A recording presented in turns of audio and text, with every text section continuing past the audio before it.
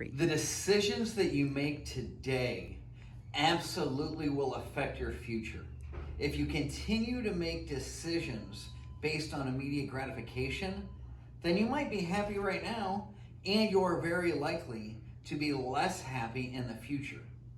If you can make decisions for the long term, the longer out you plan and think, the better your life is going to be. All you have to do is make it to when the long term starts, whatever that is. Those are some of the main lessons that I taught my children growing up. And Deven, have you made decisions that didn't help you out at all right now, but are far better for you in 9 years? Can you tell me about one of those decisions? Sure. The first house I bought, which I talk about in my first book, If I Can Do It, So Can You, I bought it with a 9-year loan on it. So I didn't make hardly any money. And if it went vacant, I was losing money. But after that 9 years was done, I would be making a lot more money, which is a lot better than, say, having a 30-year loan.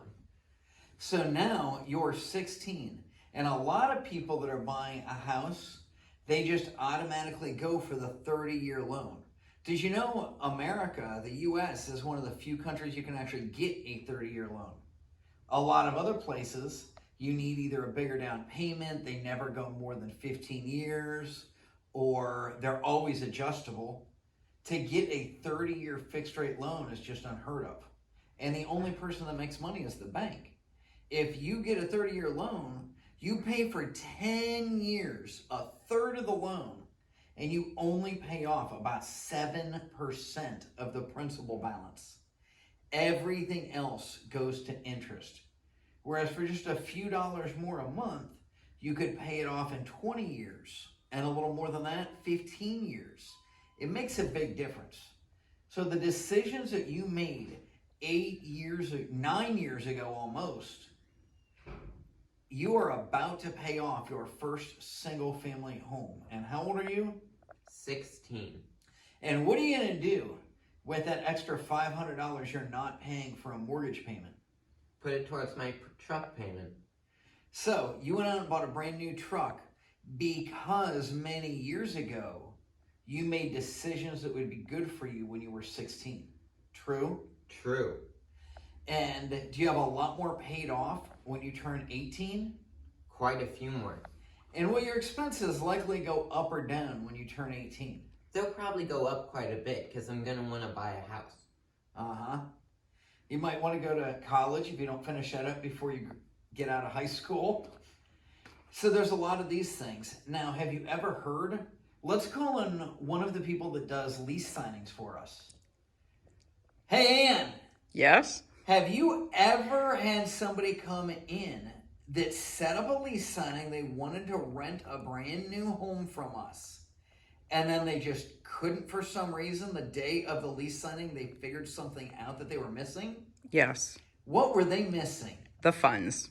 They didn't have the money? They didn't have the money. Don't you think if you're going to rent a property, you know you have to show up? Even if our receptionist didn't call you, even if Ann herself didn't call you, don't you think that you might have to show up with your first month of rent and maybe even a deposit? Absolutely. How many houses have you rented in your life? A lot? About 7. And have you ever walked in and they just gave you the keys and said, oh, you pay me when you want? No, that's not how it works. No. So these people, what do they say? Why don't they have the funds? They just can't come up with the money. Oh, but don't they get paid every 2 weeks or a week or once a month, whatever? According to their application, they do. All right. And do any show up with the money and just barely make it by? Absolutely. That's the comment I've heard the most, is this money that they're giving us is all that they have. It's all that they have, Deven. Now, we do the screening.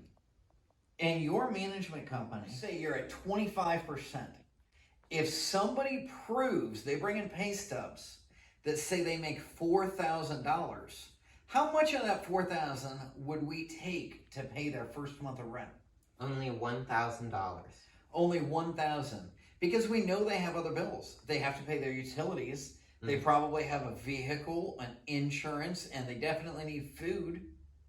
Don't forget, kids are expensive. You're starting to see that, aren't you? Yeah. So we make sure that people don't overextend themselves. If you go to buy a house, the bank's going to do the same thing. They have their own standards, and maybe it'll be up to a third. Maybe it'll be lower. It really depends on your credit and a lot of other factors. But to say that I'm giving up every last dollar doesn't mean we're taking 100% of what you bring in every month. It means you chose to spend it on something else. So I feel for those people, especially the single moms, the single parents of any gender that are out there supporting a kid or two, and they have to buy food, they have to provide shelter, they have all these other things, maybe daycare, and then they still have to go to work and have a vehicle to get there so they can pay their bills. We feel for you. And the first thing I do when I look is say, man, what beautiful fingernails you have. What beautiful hair you have. When's the last time you went and had your hair done? Now, I know my wife makes a lot more than it takes to pay rent or our mortgage, and yet she only goes and gets her hair done about twice a year.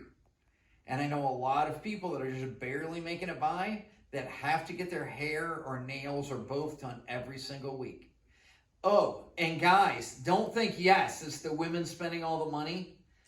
Do you have a pack of cigarettes in your pocket?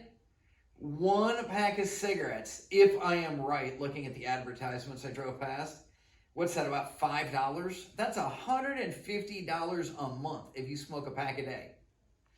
When's the last time you went out for a beer? Do you know how much you're paying? And I'm not against alcohol. I am just against paying for alcohol when you're short on money. When my wife and I were dead broke, I gave up smoking. I gave up all drinking of any type of alcohol. We had a lot of water. We spiced it up with iced tea. We ate a lot of ramen. We didn't go out to eat at all.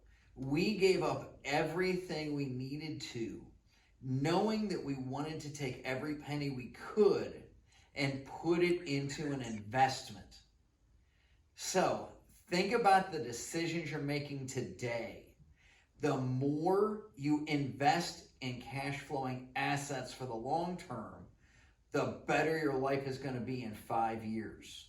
The more you focus on instant gratification, sure, you might look pretty, you might be happy, and you might wake up with a hangover tomorrow and be out of money.